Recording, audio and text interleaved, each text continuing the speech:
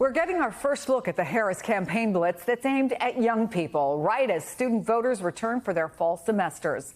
The Back to School tour will cover 150 campuses across 11 states. Its messengers are some of the Harris young allies, including Maxwell Frost, the first Gen Z member of Congress. I got involved in politics when I was 15 years old because I didn't want to get shot. We are in a moment that I believe as organizers requires us to organize with love and with grace. What we have to do is show people and tell people our truth. Whatever spaces you're in, use that to organize.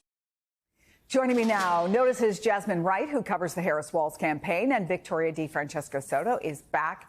Jasmine, we've seen historic digital investment from this campaign, now this big back-to-school blitz. What more do we know about how they hope to fire up young voters, which can be sometimes great and sometimes not such great turnout, right?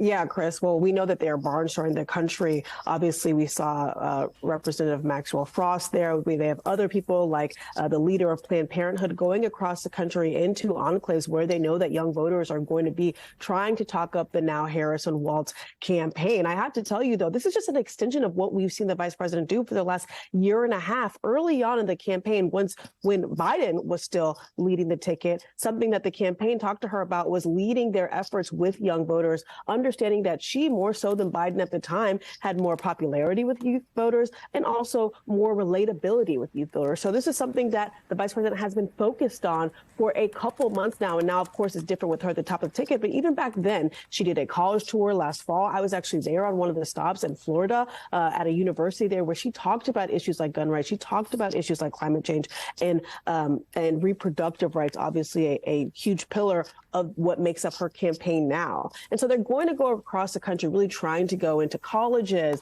and other places where those young voters are, trying to talk to them. Obviously, they're putting money behind an assortment of ads. Some of the vice president actually speaking direct to camera, talking about people going back to school and why they should come out and vote for her. So I think that's going to be a continuation of things that we see to come. But also, even if you look back to last week, Chris, the focus on content creators at the DNC, knowing that for them is the best avenue to get their message out to folks who get their news primarily from places like TikTok or Twitter or other social media areas. So this has been a kind of prolonged continuation from what happened under when it was still the Biden campaign, but obviously now the Harris campaign is adopting it and even stepping it up in some regards.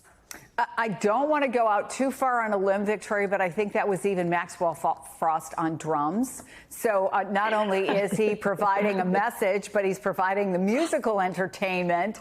Let me talk, though, about what the polls show, because it's pretty dramatic. This is the USA Today poll. Voters 18 to 34 moved from supporting Trump by 11 to Harris by 13 points.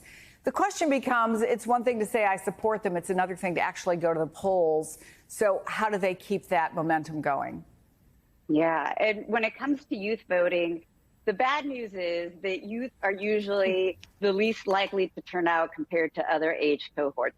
The good news, though, Chris, is that in the last couple of electoral cycles, we have seen some record-breaking turnout. So in the 2020 election, we saw youth voter turnout top the 50% mark, set a new record for presidential turnout, even more than 2008 with Barack Obama. And then in the 2018 midterm election, we saw another record set. So there is momentum. What is going to be important is to keep that momentum going in terms of taking words into actions, into getting that desire to want to see one's voice reflected in politics and getting registered to vote, figuring out a plan to get to the polls. And this can be tricky for youth that are in college because a lot of times it's difficult to figure out, do I register where I go to school? Do I need to be registered at my parents' address?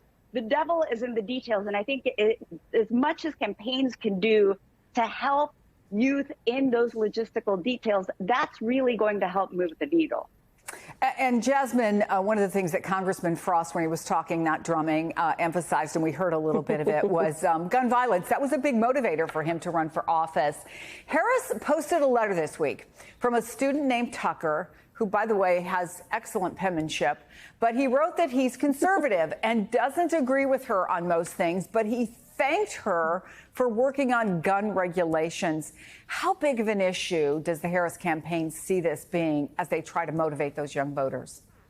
I think the Harris campaign sees this as a huge motivator, particularly for young voters, something that the vice president did on that college tour back last fall, a little bit earlier this year, as well as she would go into these rooms. I was with her in Chicago when she was at a Everytown gun violence conference, and she said, raise your hand if you have had to hide in a closet or you've been trained to hide from a potential school shooter. And so many rooms, so many hands in that room shot up. That's something that she's taken not just there, but across the country, really asking young people that, trying to tie in what she feels about gun violence and gun control into their own experiences. So I think that they believe that this is a huge issue for the campaign and a huge motivator for young people to come to the campaign, particularly just because of the contrast between the Harris and Walz campaign and the Trump and Vance campaign. So I think this is going to be something that they continue to talk about. Yes, also in relation to youth voters, but also across the country, people who want more gun control, something that this